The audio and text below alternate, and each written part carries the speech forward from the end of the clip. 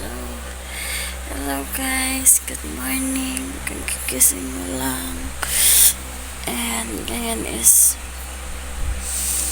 mga 5:30 pa lang umaga. And samahan niyo ko papakita ko sa inyo kung ano ginagawa ko sa dito at sa trabaho ko. Tara, samahan niyo ko.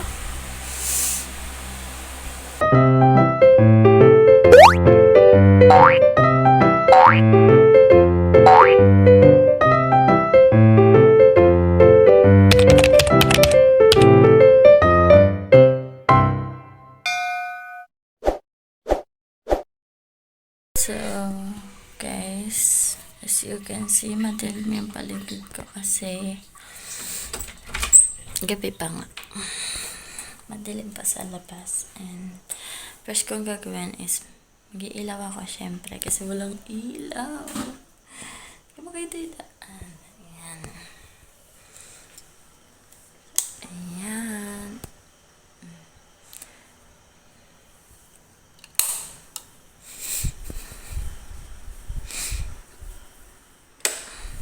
Ayan. Ilaw na. And magsisinda lang ako ng papatayin ko lang ang ilaw sa labas. Ayan.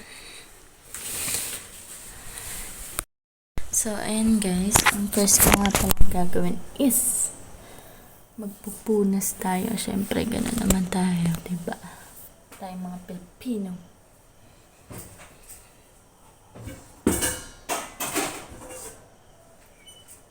Ayan.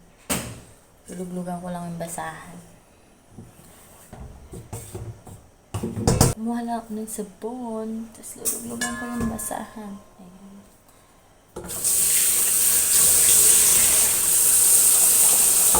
Guys, ang ginagamit ko nga palang basahan is basa yung pinampupunas ko. Kasi ganun yung turo sa amin dito. So, hindi nga pala ako talaga nagigising ng mga ganitong oras. Kaso, di off yung kasama ko. Kaya, yun. Kailangan gumising na maaga para maagang matapos yung gawa.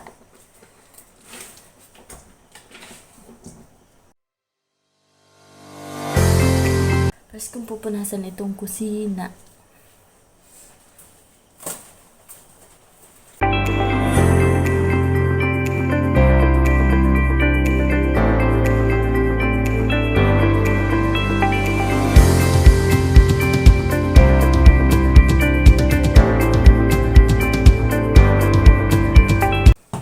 May bula nga pala to kasi, diba, alam nyo na may mamantika sa kusina, kaya kailangan may sabon para matanggal.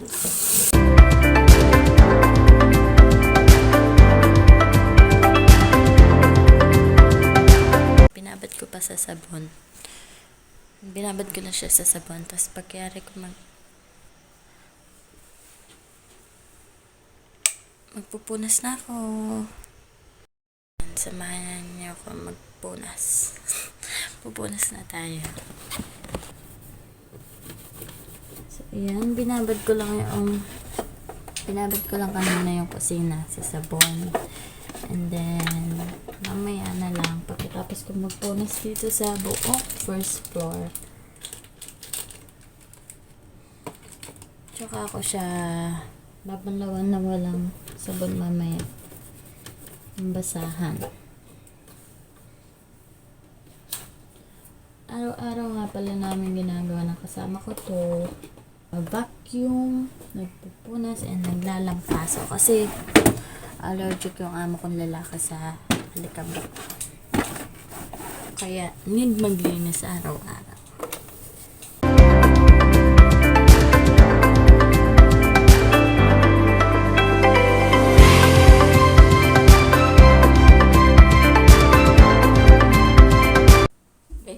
First floor, pinupunasan namin talaga.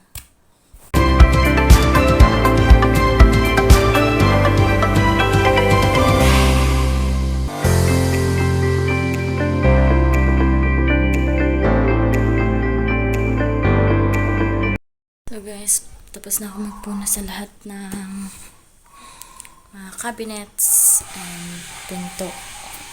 Tapos ngayon, susunod na natin is itong kusina. Ayan, sa kusina na tayo ulit.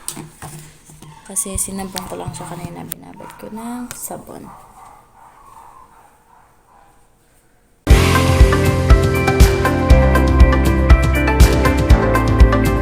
So, bali tulog pa nga pala yung mga amo namin. And mamaya pagising nila yung amo ko lalaki gumigising ng mga 7 yun.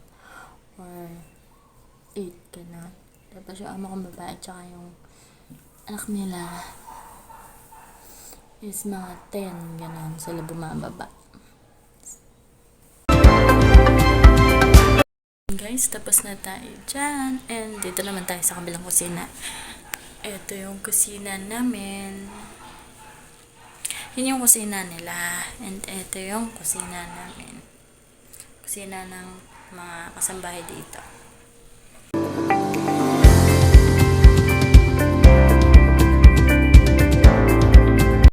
Ayan, dahil tapos na tayo magpunas, ay alam nyo na, next, magbabacuum na tayo. Samahan nyo ko.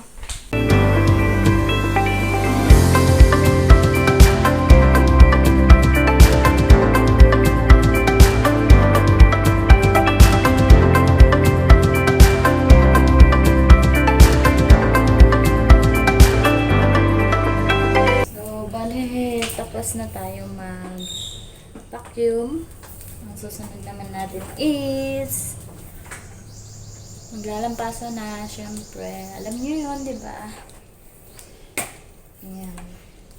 Tinatabi ko lang ito. Mahaba kasi extension.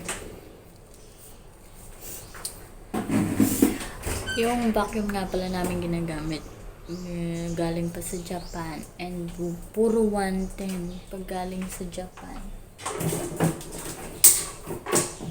Hindi siya pwedeng direct sa mga saksakan. Kailangan may kayo. Ano tawag dito? Transformer. Ayun. Nahugasan ko na yung map na gagamitin ko and yan, mag-umpisa na tayo maglampaso. Samahan niyo ako maglampaso. Ayan, lagi ko inuuna dyan. Dito. Ayan, sa office ng amo ko.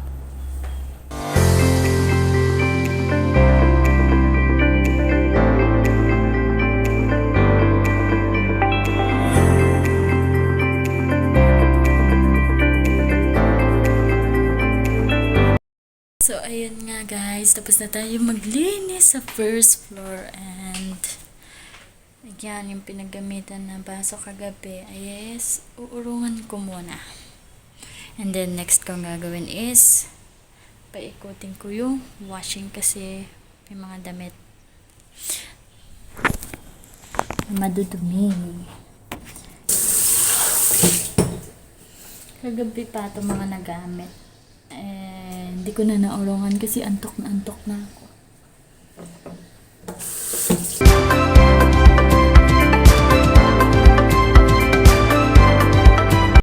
So, ayan, tapos na. And magtitimpla pala muna ay kukunin ko muna pala yung kape ng amo kong lalaki kasi pagising niya is nahihirapan siya kumuha ng baso. Kaya ako na kukuha tsaka lalagyan ko siya ng kape na para and paiinitan ko siya ng tubig na para pagbaba niya isisasalin na lang yung tubig sa kape niya.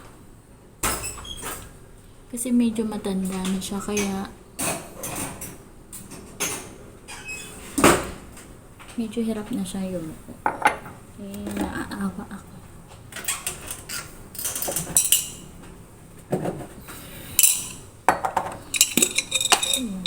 Pure na kape nga pala iniinom yun. 2 tablespoon. Ayan. May nilalagay siyang ganito. 1 tablespoon. Ewan ko kung pang ano to. Basta nilalagyan. Tinuruan naman niya ako.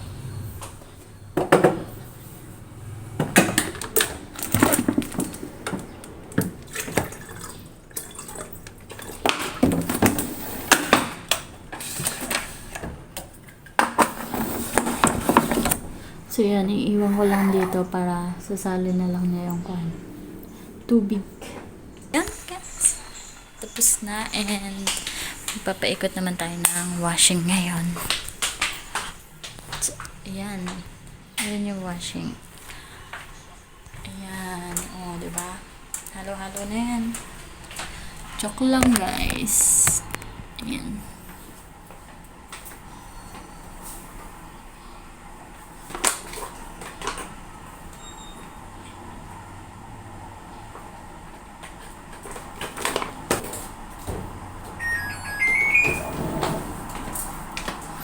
So yun, hihintayin ko na lang siyang mayari and sasampay na lang yun.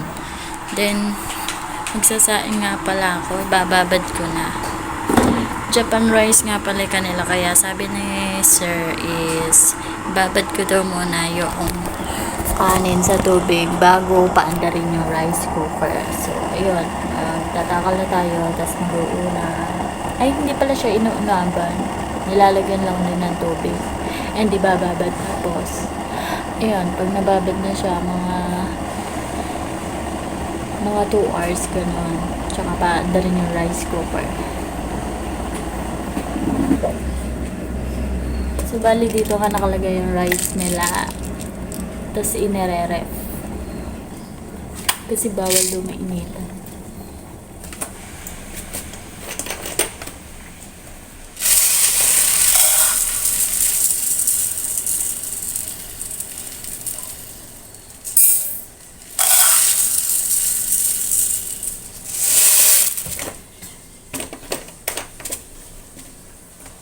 Ayun, 2 takal lang. Kasi hanggang 2 lang. Kasi maliit lang to. Ayan, lalagyan na natin siya ng tubig ngayon. Hindi siya inuunaban guys ha.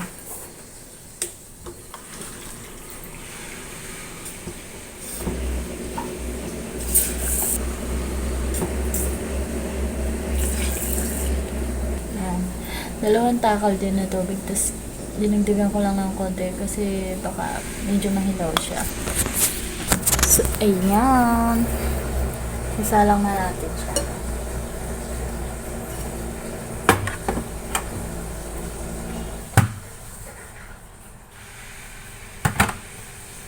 So guys, hindi ko muna siya paandarin. Ibababad nga muna. Ayan, dyan muna siya.